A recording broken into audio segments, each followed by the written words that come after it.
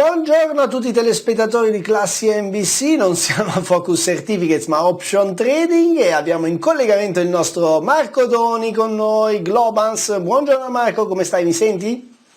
Sì, ti sento forte e chiaro, molto bene, grazie, buongiorno a te e buongiorno ai telespettatori. Ah, oggi ti sento informissima. Allora Marco, Sì, partiamo subito. tra l'altro volevo dire che mi sono appena iscritto al 9 maggio anch'io. Al 9 maggio, al 9 maggio. Al 9 maggio, sorry. Fantastico. Va bene, senti, allora, magnifico. Sono americani, e tu chi meglio di te sa gli americani come sono fatti? Maggio. Senti Marco, allora dobbiamo parlare di tutto quello che sta succedendo, in primis di quello che sta succedendo sul mercato americano del WTI, perché immagino tu l'abbia seguito, quindi fammi la panoramica dei mercati, ma una puntatina sul WTI me la devi fare per forza. Marco, allora, prego. Dunque i mercati ovviamente in questo periodo fanno abbastanza così, a me fanno un po' sorridere perché vabbè, dopo questo rimbalzo, in un'intervista di domenica che ho fatto avevo appunto fatto notare che c'era un aumento di posizioni short sull'ETF dell'S&P 500, sullo SPY, che dava un po' di previsioni ribassiste per questa settimana. Puntualmente poi cosa è successo? È successo che ieri, che è stata la giornata incredibile, io c'ero, nel senso che ho visto le quotazioni del petrolio scendere in negativo. Anche io l'ho viste. Anche I veri c'eri, trader l'hanno visti tutti i book. Esatto, l'abbiamo visto tutti, filmato, ricordato. Anzi, c'ho anche le foto, C'ho anche le foto della schermata, immagino che ce l'hai anche tu, o no? Sì, ovvio, io l'ho registrato proprio perché era veramente una cosa. Ah, tu l'hai registrato, guarda, te la faccio vedere le foto perché era così, era talmente spettacolare che valeva la pena. Ecco, questo qua, vediamo se riesco a fare una cosa molto brutta e molto poco televisiva, ma lo voglio far vedere ai nostri telespettatori.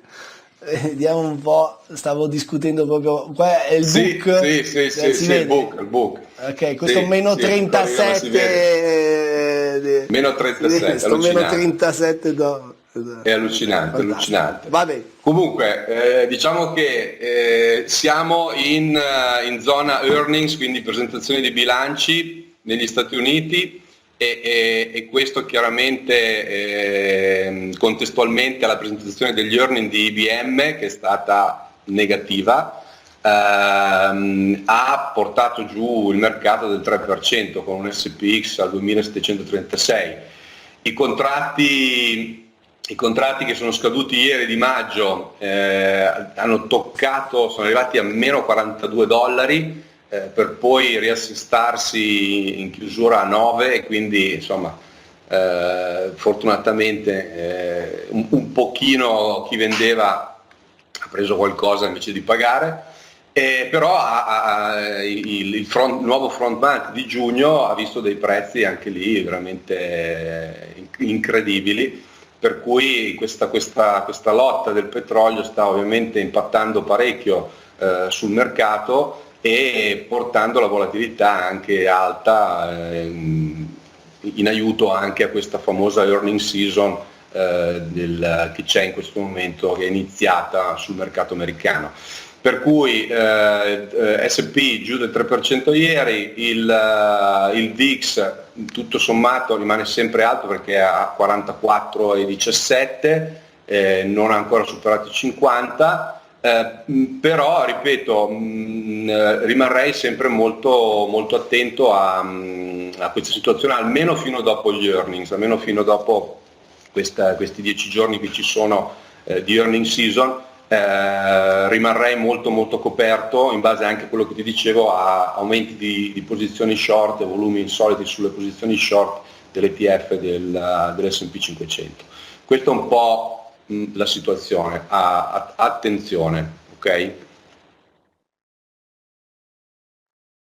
Bene, E ora cosa facciamo? Andiamo a vedere come sono andate le Allora, nostre sì, posizioni? abbiamo un po' di cose da fare. Abbiamo un po' di cose da fare perché nel frattempo le posizioni che avevo, di cui abbiamo parlato nei mesi scorsi si sono evolute, hanno alcune anche le ho chiuse, quindi volevo far vedere ai telespettatori come sono intervenuto per gestire queste operazioni che ovviamente adesso le vediamo, non voglio dire niente, non voglio dare nessun tipo di informazione. Allora andiamo avanti con le slide, andiamo a vedere l'operazione che abbiamo fatto sul QQQ e Microsoft come roll dell'operazione precedente, e andiamo pure avanti, il 2 di aprile ho fatto un aggiustamento sul QQQ, quindi vai pure avanti che vediamo l'aggiustamento. Eccolo qua, l'aggiustamento è sostanzialmente la trasformazione del nostro bear put in una broken wing butterfly, aggiungendo l'operazione che c'è sotto. Sostanzialmente abbiamo aggiunto un bull put su questa operazione, e il risultato è stato molto semplice, è stato quello di andare ad abbassare il rischio da $606 iniziale a 324, quindi abbiamo dimezzato il rischio su questa operazione. Ci tengo a dire una cosa che magari i telespettatori possono pensare che andando a fare, no, questi aggiustamenti, questi contratti a livello di commissioni diciamo si impatta, no, su quello che è il risultato. In realtà ormai negli Stati Uniti le piattaforme a livello di commissioni sono quasi gratis fondamentalmente, quindi nel nostro caso noi paghiamo 0,5 centesimi a gamba, quindi veramente poco. Addirittura ci sono piattaforme in cui paghi l'ingresso e mentre l'uscita non lo paghi neanche più, okay? Quindi a livello di commissioni l'impatto è veramente minimo andando ad operare, diciamo, degli aggiustamenti oppure ad aprire delle operazioni un po' complesse, perché ormai i broker a livello di commissioni non incidono più come incidevano prima, okay? Quindi questo potrebbe essere interessante da sapere per operare con questa operatività. Quindi in questo caso noi abbiamo realizzato in quel momento un loss di $136, va bene, ce lo teniamo, nel senso è un profit loss unrealized. Portiamo a casa. Diciamo che ce l'abbiamo ma non l'abbiamo ancora portato a casa, ok? Ce l'abbiamo però, nella nostra piattaforma di trading abbiamo un meno 136. Poi il tempo passa, andiamo avanti e arriviamo al 17 di settimana scorsa, il 17 di aprile, ok? Aprile. Il 17 di aprile, a questo punto, visto che comunque Microsoft ha gli earnings in questa settimana, la settimana dopo, ho deciso di chiudermi l'operazione per evitare di portarmi un'operazione rialzista di Microsoft durante gli earnings, e a questo punto ho chiuso la butterfly aggiustata, la broken wing butterfly aggiustata, con un loss, e questo ce lo portiamo a casa, di $278, e questo ci sta. Questo era il nostro hedge. Il nostro hedge ha espletato la sua funzione, e quindi ci siamo portati a casa $278 di perdita. Contestualmente, quindi nello stesso giorno, abbiamo anche chiuso Microsoft, che il 17 di aprile ci ha ci ha stampato soldi pari a $636 di profitto, ok? Quindi $636 di profitto abbiamo portato a casa da Microsoft, meno i $278 di perdita che avevamo realizzato sul QQQ. Alla fine abbiamo portato a casa un profitto di $358 che sul rischio di 954 in totale sulle due operazioni ci ha regalato un 37% di profitto. Ok? Quindi bene, l'operazione è andata come avevo previsto, nel senso che mi aspettavo mai che fosse rialzista, e così è stato, e al 17 abbiamo chiuso l'operazione in profitto. Poi questa, se ti ricordi, nell'appuntamento successivo abbiamo fatto un'altra operazione di spread square su Amazon e XLI, ok? E Amazon, se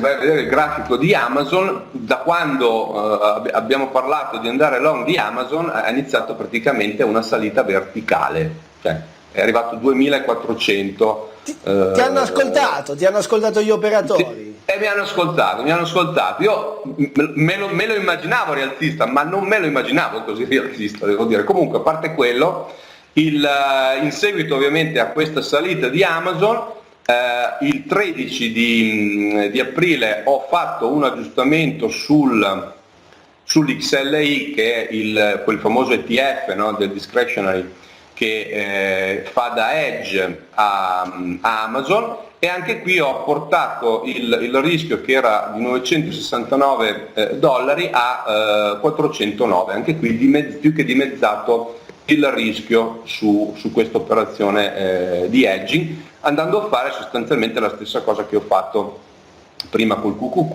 Ho aggiunto un bull put e di conseguenza ho aggiunto credito all'operazione e mi sono quasi dimezzato, no, più che dimezzato il rischio. Ok. Quindi l'operazione è andata avanti fino a lunedì, praticamente 20, mi sembra, sì, il 20, e il 20 con Amazon, che ormai mi stava facendo guadagnare più di $1.500, eravamo a $1.560 di profitto, quindi ho deciso di anche in seguito, poi ti ripeto, a quel famoso accumulo di posizioni short che avevo visto sullo SPY, ed evitando ovviamente. Hai chiuso tutto? Ho chiuso tutto, anche qui ho chiuso tutto, quindi ho portato a casa $1.560 sulla chiusura di Amazon. Il QQQ in quel momento perdeva $262, quindi anche qui facendo 1560 meno 262 abbiamo realizzato un profitto di $1.298 a fronte di un rischio di 1.331, e quindi la nostra operazione si è chiusa il 20 di aprile con un profitto del 96,8%. Ecco, questa mi piace, nel senso, mi piaceva anche quell'altra, intanto ci chiudiamo in profitto e siamo sempre contenti, però questa è stata una gran bella operazione. Ok? Quindi abbiamo chiuso le due operazioni. Adesso? No, adesso, allora, oggi non ho nuove operazioni perché sono un attimo in stand-by, nel senso che stavo un po' valutando, volevo un po' vedere il mercato, e quindi non ho voluto come dire, entrare con nuove operazioni che le vedremo a maggio con un po' di calma. Volevo solo farti vedere l'ultima slide, che era quella famosa società che ti dicevo del 5G, dove abbiamo acquistato una LIPS lunga con scadenza nel gennaio 2022, che l'ultima volta che l'abbiamo visto eravamo INSG? Sì, Insigo, che quando l'abbiamo vista l'altra volta, vabbè, insomma, la situazione di mercato era abbastanza, insomma, non era proprio piacevole, eravamo a break even, e il 20 praticamente avevamo un 115% di profitto, e questo ovviamente ci fa ben come dire. Ma che fai, la chiudi o la tieni questa qua sempre? Questa, quando arriviamo intorno ai 17-18, chiuderò un contratto, perché ne abbiamo due, e mi porterò a free trade l'operazione, e l'altra la lascio fino a fine anno, perché lo scopo è proprio quello di andare a sfruttare la tecnologia del 5G. Però almeno me la faccio gratis. Ecco. Sì, assolutamente. Va bene, allora insomma, ovviamente tutte le, come sempre diciamo, per chi seguisse le strategie, tutti gli aggiustamenti sono sempre tempestivamente pubblicati sul sito marcotoni.net, se non ricordo male, proprio Sì, perché esatto. Marco Toni e i ragazzi di Globans partono con una strategia, ma poi vanno sempre a lavorarla per abbassare il rischio, e questo è quello che ci piace tanto a noi, spendendo magari soldi per altre aperture attraverso altre aperture di opzioni. Insomma, le strategie sono varie, però si punta sempre ad arrivare risk free prima della Esatto, chiusura di una bravissimo. strategia. Bravissimo, esatto, questo è il nostro Va obiettivo bene, principale. senti, allora, visto che non c'è niente di attivo, esatto, visto che non c'è niente di attivo, caro Marco Toni, io ti saluto e ci vediamo la prossima volta e vediamo se ci sarà qualcos'altro. Nel frattempo, ci vediamo a maggio sicuramente con... Sigo. questa la valutiamo, dai. Ci vediamo a maggio sicuramente con una nuova operazione, ok? Grazie mille, Marco Toni, Globans. Ciao Marco, alla prossima. Allora, terminiamo qui il nostro approfondimento legato al mondo delle opzioni, andiamo in pausa e signori, visto che le vostre domande sono tante, partiamo direttamente con analisi tecnica. Oggi mercoledì, Giovanni Lapidari con noi, a tra pochissimo.